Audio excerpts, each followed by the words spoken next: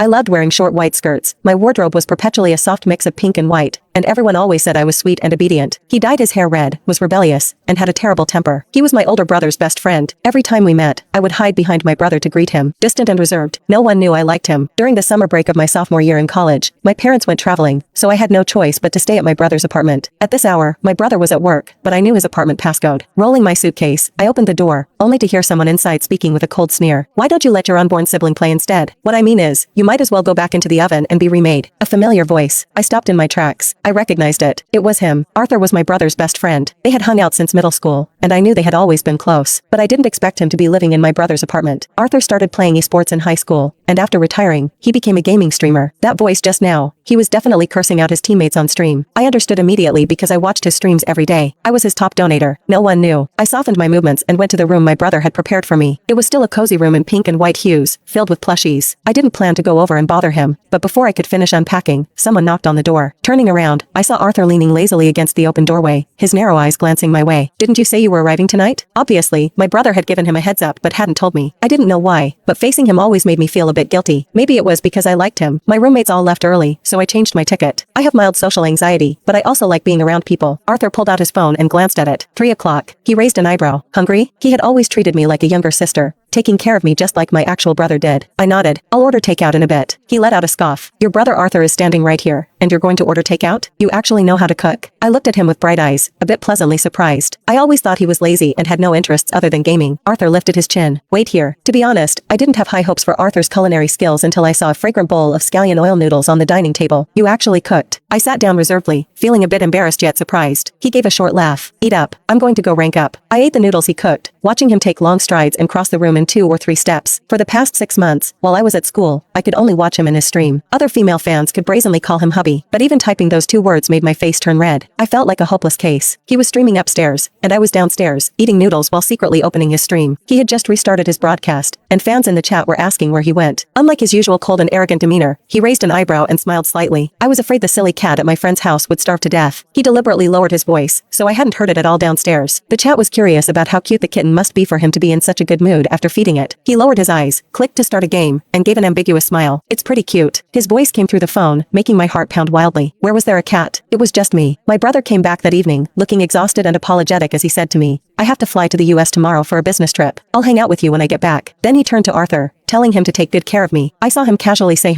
his back to us as he continued cooking. My brother was still telling me to stay up late less, but I couldn't hear a word of it. The thought of being alone with him for half a month made me lower my head, feeling a mix of anticipation and nervousness. Arthur,